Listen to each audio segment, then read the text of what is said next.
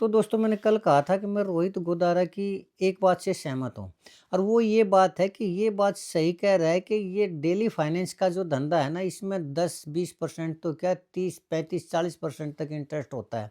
और गरीब आदमी इसमें नहीं दे पाते पैसे तो नहीं भी दे पाते तो ये जो फाइनेंसर है ना ये उसकी ज़मीन को और जायदाद को कब्जा लेते हैं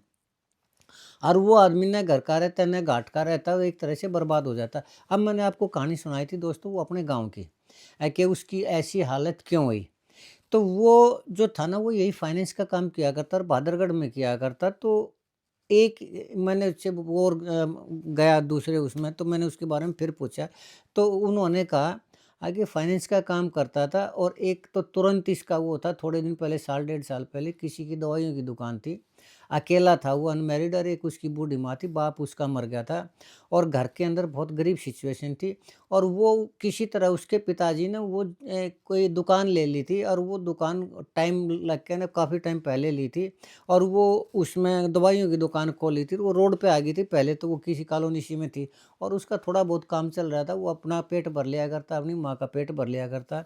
तो उस दवाइयों वाले उसने उस पहलवान से पैसे ले लिए कुछ, इसी डेली वाले उस पे फाइनेंस पे ले लिए और वो दुकान की उसकी थोड़ी बहुत बिक्री हुई नहीं, उसने ये सोचा था कुछ तो माँ माँ का इलाज करवा दूँगा, कुछ फिर दुकान में दवाई-दूई और ले आऊँगा। पूरी दवाई है नहीं तो मेरा काम चल पड़ेगा, मैं इसको दे दूँगा, लेकिन वो ब्याज इतना ज़्यादा था कि वो पैसे दे ही नहीं पाया और जब उसकी किस्त टूटने लगी तो वो पहलवान जागा ना उसको गाली-गलौच और मारना-पीटना और इस तरह करने लगा। आखिर में वो 2-4 महीने के बाद वो लड़का जो जिसने लोन लिया था उस पहलवान से, वो उसको छोड़ के भाग गया दुकान को और वो दुकान कब्जा ली उस पहलवान ने। अब तो ये देखिए दोस्तों कितने उसने 10-20 हज़ार रुपए लिए होंगे और वो दुकान कितने की रोड पे आई हुई थी, मेन रोड पे आई हुई थी तो वो कितने लाखों की होगी। तो 20-30 हज़ार रुपए के लिए एक घर परिवार बर्बाद करना तो ये कर्मों का ठीक है। उसने अपनी ताकत के उसमें पहलवानी के उसमें गुरूर में उसने उसकी दुकान तो कब्जा ली, लेकिन वो पता नहीं क्यों परमात्मा को ऐसे लोग परमात्मा को कैसे भूल जाते हैं।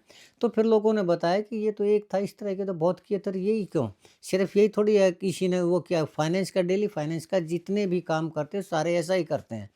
तो मैं रोहित गोदारे की इस बात से तो सहमत हूँ मैंने कल कहा था कि ये 10-20% 25-30% 35% 40% ब्याज पे जो पैसे देते हैं इससे वास्तव में दूसरे लोग बर्बाद हो जाते हैं।